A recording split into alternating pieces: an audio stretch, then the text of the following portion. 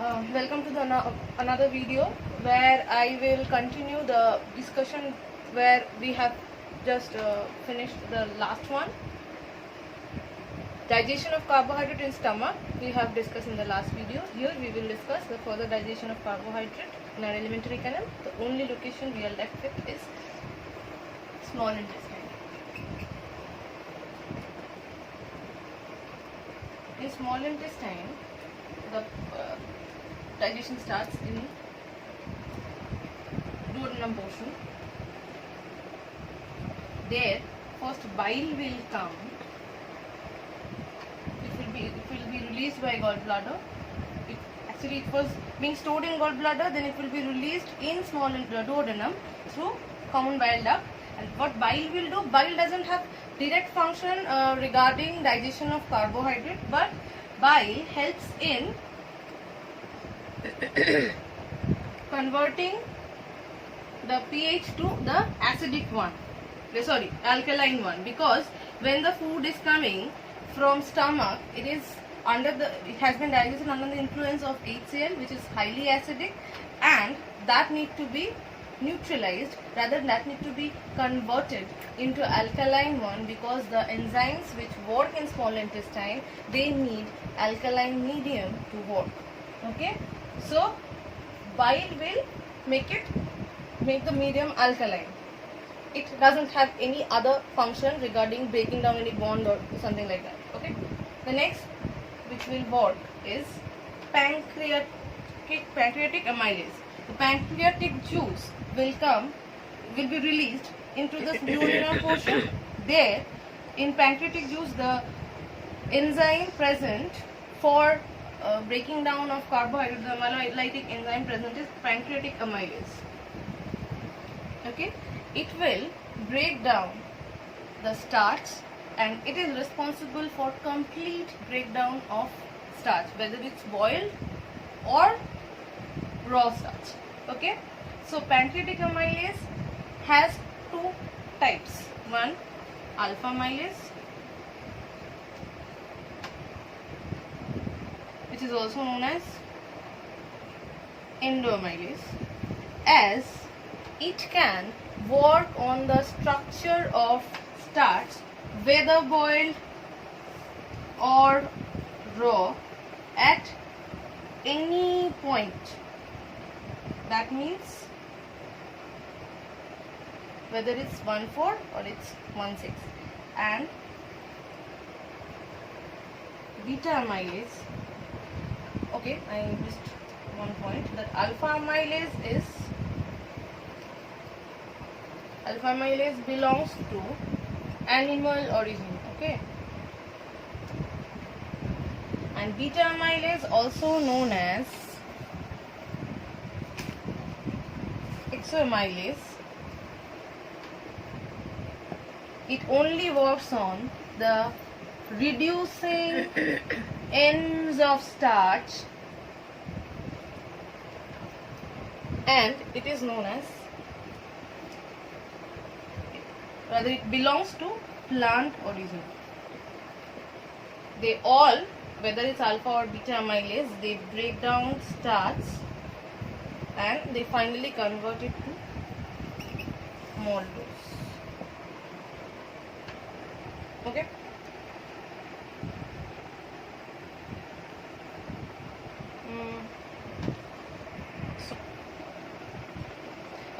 so that is how pancreatic amylase work. But as usual, we also need to know the specification regarding pancreatic amylase. Okay, the pH in which it works is 6.7 to 7. That means alkaline medium. It works under the influence of chlorine ion and some other salt. The temperature in which it is most active, is 45 degrees Celsius. Get destroyed at 60 degrees Celsius, and it works on all type of bonds of starch. Okay, So this is the specification related to pancreaticomitis. When you are writing the answer, writing down the name of the enzyme and the type of the enzyme and on which structure they work will not be enough. You have to provide this specifications also, as they differ depending on the enzymes. Okay. The next portion is ileum, where the further digestion occurs. Here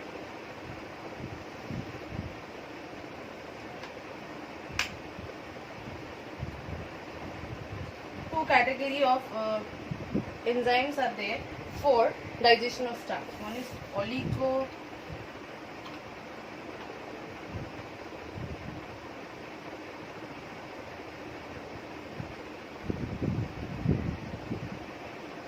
saccharide is 1,6,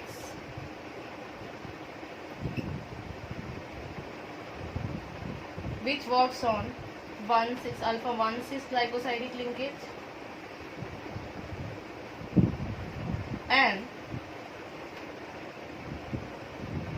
converts the oligosaccharides into glucose by step-by-step breakdown, gradual breakdown.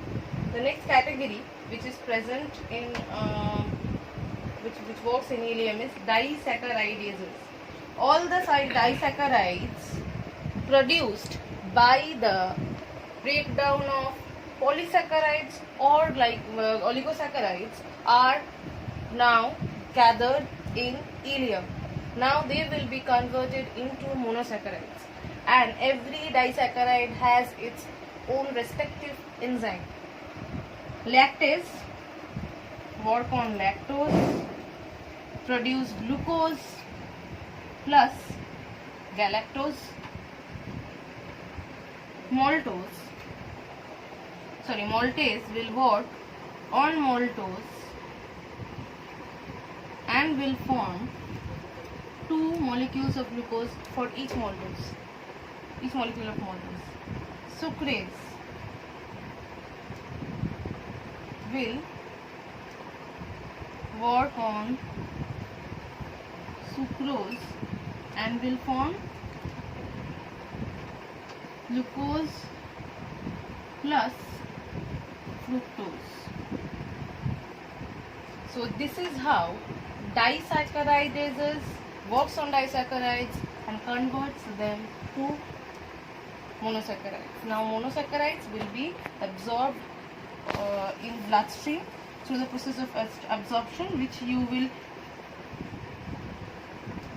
be introduced after you are done with the portion of digestion, and there they will maintain the blood glucose level, and that is 80 to 120 mg per day, and rest will be stored in the form of glycogen, and a certain portion or a few molecules will be used for other functional purpose or structural purpose. Okay, so this is the entire process of digestion, is where in stomach and in small intestine enzymes are working in exact opposite pH, and where enzymes have limitations depending on the location. Okay, so glucose are being taken to bloodstream. A certain amount of glucose is being used for production of ATP, and the rest is being stored as glycogen in liver. And okay, so extra glucose is being stored in the form of glycogen in liver. We know that process is called glycogenesis. When blood glucose drops below the reference level, then that glycogen stored in liver is further again is broken down to release glucose molecules in blood. That process is known as glycogenolysis. So the entire process of digestion and metabolism works in a close collaboration to maintain the blood glucose level and keep it constant, along with some functions of some hormones and some other factors. Okay, so that is how starch, polysaccharides, oligosaccharides and disaccharides are converted to monosaccharide, and that is how the body is utilizing it after the completion of digestion. Okay, so in next video we will be back with the process of digestion of protein, and we will discuss it in the same order, but the assignment which I will like to give you people is discuss the process of digestion of carbohydrate, that is properly and in a very orderly manner has been described in your book, and you will be able to form the answer very easily with the help of your book. So I have already discussed all the details, and I have already explained how the steps will be broken down, how the answer will be structured. So maintaining that structure, you will do this question answer at home as assignment. Okay, thank you. We'll be back with another video very soon.